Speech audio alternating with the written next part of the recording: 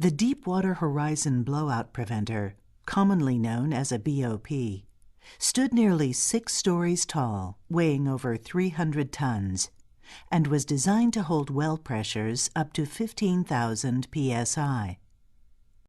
The Horizon BOP stack was manufactured by Cameron in 2001 and equipped with 2 annular BOPs, upper and lower, and 5 ram BOPs, consisting of a blind shear ram, a casing shear ram, 2 variable bore rams, and a test ram at the bottom, which was requested by BP to expedite pressure testing of the BOP. The blind shear ram, variable bore rams, and test ram were fitted with Cameron standard ram bonnets containing the actuating pistons and ST locks designed to hold the ram preventers closed in the event of a loss of pressure.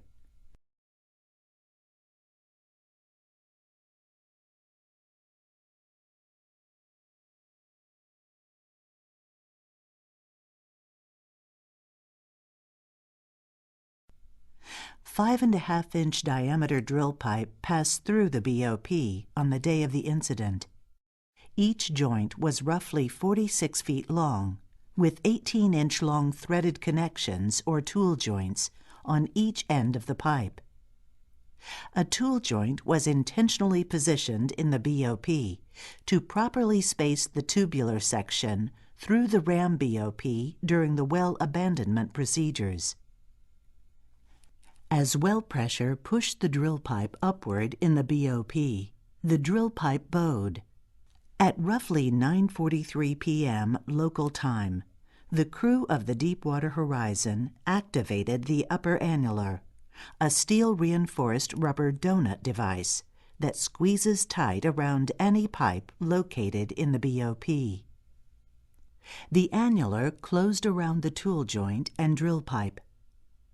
The increasing fluid velocity eroded the rubber annular closing element, the steel drill pipe, and the steel tool joint, preventing the annular BOP from sealing tight.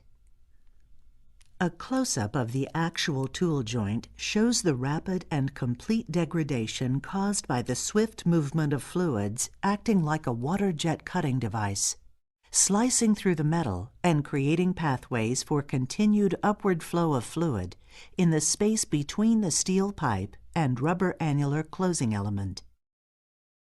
At approximately 9:46 p.m., roughly 3 minutes before the first explosion, the riser evacuated onto the drill floor, discharging a combination of expanding gas, drilling mud, and seawater onto the decks.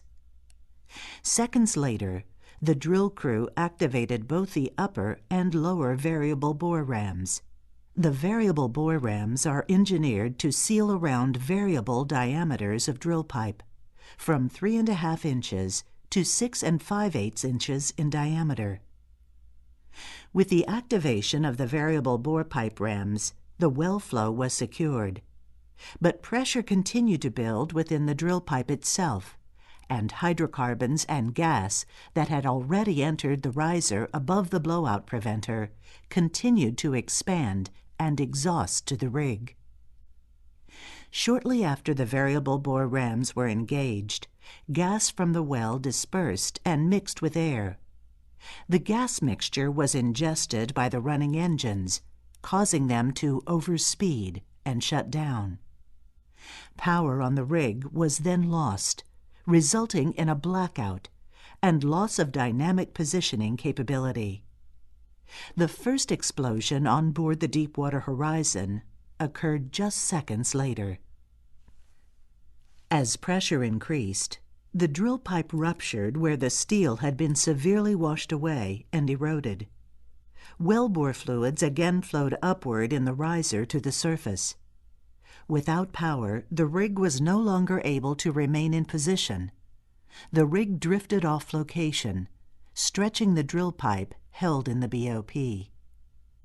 Within minutes, the drill pipe was pulled apart, nearly at the same point above the tool joint where the initial rupture had occurred.